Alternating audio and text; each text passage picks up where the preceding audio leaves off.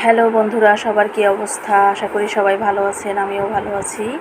এই যে সায়ানের বাবা পাকা আম নিয়ে আসলো। কয়েকদিন ধরে সায়ান শুধু পাকা আমের কথা জিজ্ঞাসা করতেছিল।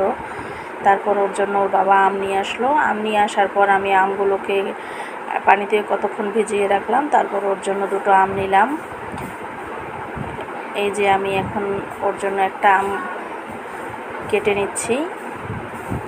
তো আমটা কাটতে গিয়ে আমি একটু মুখে দিয়েছিলাম, দেখলাম খুব টক, মিষ্টি না ওরকম। হয়তো বা কিছুদিন পরে সামনে ভালো আম আসবে। এই যে সায়ান পাকা আমটা মোটামুটি পছন্দ করে, তার জন্য একটু টক হইলেও ও খাচ্ছে। আর এইটা হচ্ছে আমার রাতের খাবার। একটা ডিম পোস্ট করে নিয়েছি, সামান্য একটু তেলে, গাজর ছিল, কয়েকটা কাঠবাদাম ছিল, আর 1 কাপ টক দধি ছিল। এটা আমি ইদানিং রাতে খাচ্ছি, কারণ আমার ওয়েটটা একটু বেড়ে যাচ্ছে, তাই রাতে ভাত খাওয়া বন্ধ করে দিছি। তো সবাই ভালো থাকেন, সুস্থ থাকেন, আল্লাহ হাফেজ।